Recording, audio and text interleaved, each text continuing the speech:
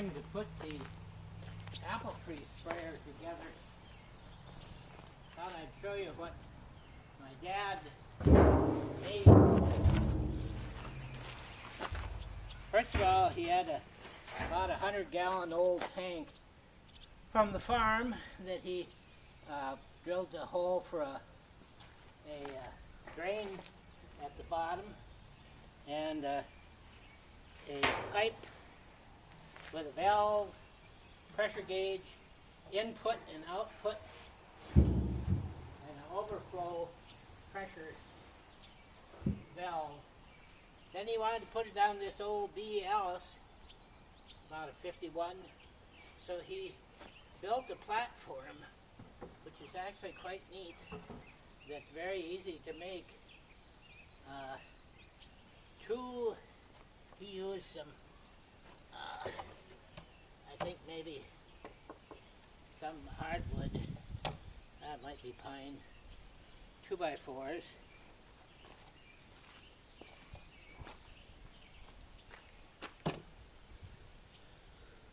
I'll put it down this way first. And if you space a couple of boards to hold the tank, but if you space it, these have an angle and they sit in to sit on the drawbar. Then these go under and come up against the axles, these two pads. And so that's the right height to keep it level. With this on the drawbar, this under the thing, it sits in there real nicely. Then he put, being he was going to use this old tank, he put a couple of things to hold the tank in, and the weight holds it in there. So the distance is 56 inches from out there to here, which could be anything. The important one is from the ones that go on the drawbar. So from the end, he put an 8-inch chunk of a 2x4 there, and then he put just a 2x2 here, and that was 13 inches down, so that it sits on the drawbar longer than it needs to be. So it's, and then this is 8 inches, so there's plenty of a little bit of that, but it fits real tightly when you have this against the drawbar, this underneath the axle, and then you set it down. Holds 100 gallons of water, which is, let's say, 10 pounds a gallon, half a ton. I never fill it up that full. I fill it about half full, 50 gallons, because that's all I need to spray.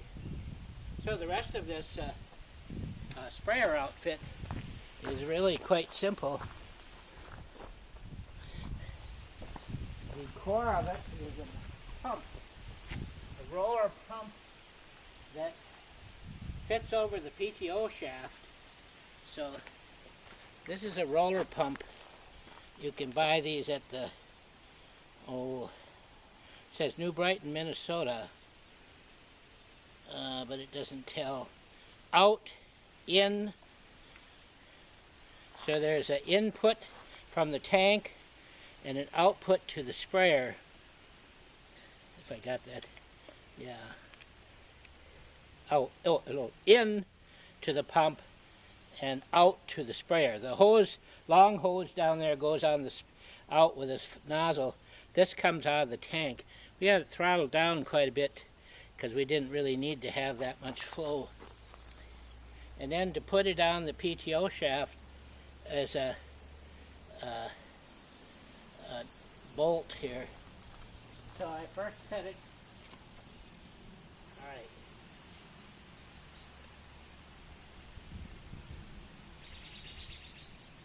chain, now I'll tighten that up. The chain goes here to hold the pump from flipping over. So it's a very simple setup. You just hook a chain and a bolt and a nut.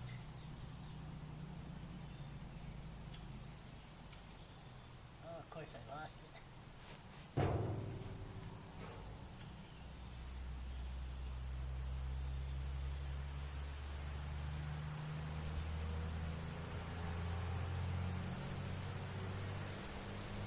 Tighten it up later.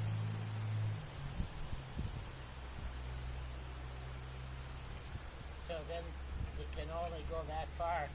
The PTO turns this way, I believe, so it'll hold it like that.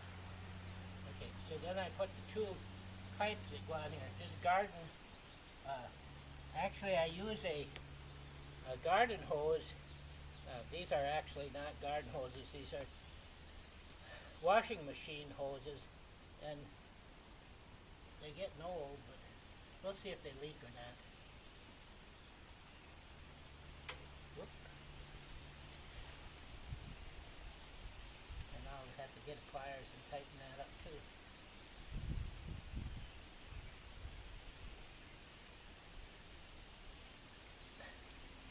So that's the garden hose. I'll bring the camera around.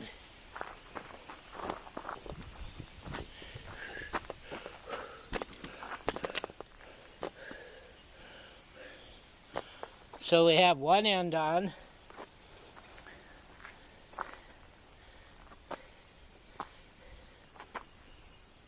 This one with the screen on it goes in the tank, and then it comes into the input here.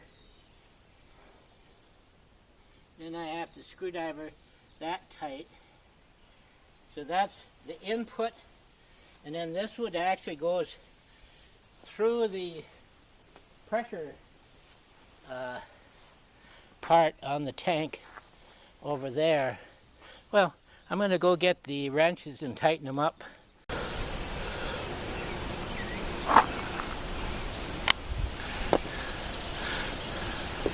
Okay, so I put the tank on and I put the other thing on. The film quit.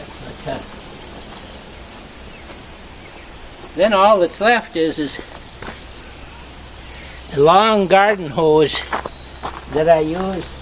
I park the tractor out in the orchard, then I walk around with the garden hose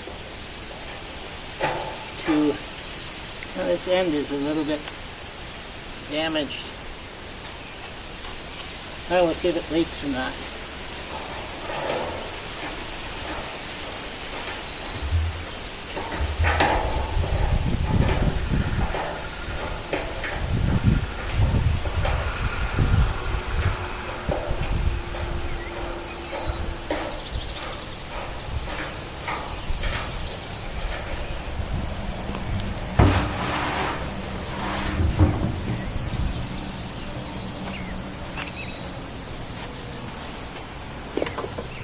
This then goes on the input, which is one of the things in here.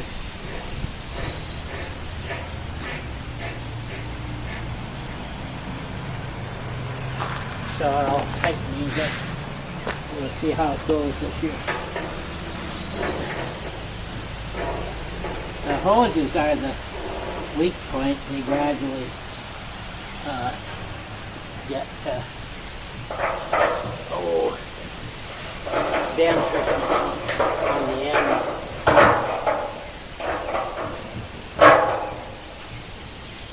I don't like that end that's gotten bent.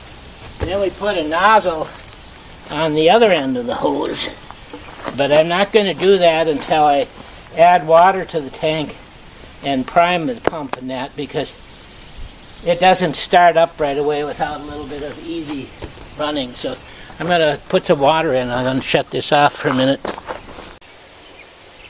Well, I'm running water into the tank now.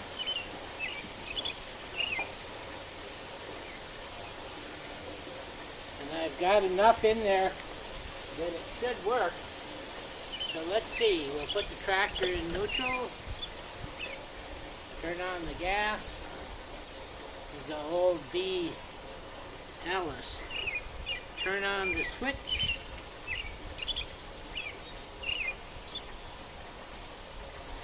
See if it'll start.